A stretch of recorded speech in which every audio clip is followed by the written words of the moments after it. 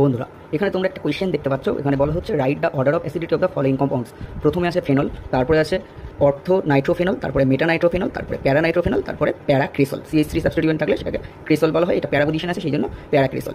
ঠিক আছে, এবার দেখো এই ধরনের কোয়েশ্চেন কিন্তু SLST-তে বা হায়ার সেকেন্ডারি এক্সামে আসে বা যে কোনো কম্পিটিটিভ এক্সামে আসে। তা এই ধরনের কোয়েশ্চেন কিন্তু নিমেষে সলভ করা যায়। তার জন্য কিছু জিনিস একটু মাথায় রাখতে হবে ছোট্ট করে। সেটা হলো, দেখো এখানে যেটা মাথায় রাখতে হবে যে ফেনল কেন আম্লিক। প্রথমে এটা মাথায় রাখতে হবে, ফেনল কেন আম্লিক, কারণ যে ওইচ গ্রুপটা বেনজিন বলয়ের সঙ্গে অ্যাটাচ আছে সেই ওইচ গ্রুপটা, ঠিক আছে, ওইচ গ্রুপটার কি আছে, প্লাস আর এফেক্ট আছে। ঠিক আছে, প্লাস আর এফেক্টের জন্য কি হয়, অর্থাৎ এই যে রেজোনেন্স হয়, রেজোনেন্সের জন্য দেখতে পাচ্ছি যে রেজোনেন্স হাইব্রিডটা আঁকা হয়েছে, যে রেজোনেন্সের জন্য অক্সিজেনের মাথায় একটা পার্শিয়ালি পজিটিভ চার্জ ক্রিয়েট করে, ফলে ওইচ বন্ধনের ইলেকট্রন যে অক্সিজেনের দিকে সরে যায়, এইচ প্লাসটা বেরিয়ে যায়। তাহলে এটাকে জলে দিলে ফেনক্সাইড আয়ন আর H3+ আয়ন দেয়, সেই জন্য এই কিন্তু আম্লিক ফেনল। এবার ফেনলের আম্লিকতার রেসপেক্টে এই যে আরও 4টে যে কম্পাউন্ড আছে, টোটাল 5টা কম্পাউন্ড এখানে দেওয়া হয়েছে, তাদের আম্লিকতার ক্রমটা কী হবে। দেখো এইটা সলভ করার জন্য যেটা মাথায় রাখতে হবে যে সাবস্টিটিউয়েন্ট দুটো আছে এখানে আলাদা আলাদা, একটা হচ্ছে NO2 গ্রুপ আর একটা হচ্ছে CH3 গ্রুপ।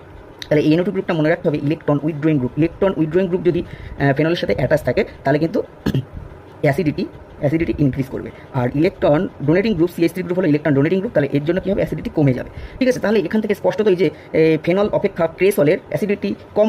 তাহলে এই যে তিনজন আছে নাইট্রো সাবস্টিটিউটেড যেগুলো আছে ফেনলগুলো আছে, সেগুলোর অ্যাসিডিটি অর্ডারটা বের করতে পারলেই হয়ে যাবে। তাহলে এখানে দেখো নাইট্রো গ্রুপটা যখন অর্থ বা প্যারা পজিশনে, তখন কিন্তু -I এবং -R এফেক্ট দুটোই কাজ করে। নাইট্রো গ্রুপের যেহেতু -I বা -R এফেক্ট আছে, ইলেকট্রন উইথড্রয়িং গ্রুপ, তাই তো, তাহলে দুটোই ক্রিয়া করে। কিন্তু মেটা পজিশনে যখন থাকে তখন শুধুমাত্র -I এফেক্ট ক্রিয়া করে, -Rটা এর থাকে না। ঠিক আছে, এইবার এখানে মাথায় যেটা রাখতে হবে যে -I তো অর্থ এবং প্যারা দুজনেরই ক্রিয়া করছে, তাই তো, -Iটা অর্থ বা প্যারা দুজনেরই ক্রিয়া করছে, তাহলে অর্ডারটা কেমন হবে। এখানে একটা অ্যাডিশনাল ফ্যাক্টর, সেটা হচ্ছে হাইড্রোজেন বন্ডিং, যেটা কিন্তু সম্ভব হয় অর্থ পজিশনে যদি নাইট্রো গ্রুপ থাকে, এই হাইড্রোজেন বন্ডিং হয়। এই হাইড্রোজেন বন্ডিংটা হওয়ার জন্য কি হয়, এই H+টা সহজে বেরোতে পারে না। উইথ রেসপেক্ট টু প্যারা পজিশনে কিন্তু এরকম কোনো ইন্ট্রামলিকুলার হাইড্রোজেন বন্ডিংয়ের পসিবিলিটি নেই। তাহলে এই হাইড্রোজেন বন্ডিংটা হওয়ার জন্য কিন্তু আমরা দেখতে পারবো যে অর্থের যে অর্থ পজিশনে নাইট্রো গ্রুপ থাকার জন্য অ্যাসিডিটি স্লাইটলি কমে যাবে প্যারা পজিশনে নাইট্রো গ্রুপ থাকার জন্য। ফলে ওভারঅল অর্ডার যেটা আমরা পাবো, 4 নম্বরে প্যারা পজিশনে নাইট্রো গ্রুপ থাকলে সবথেকে বেশি, তারপরে অর্থ পজিশনে সেটা 2, তাই তো,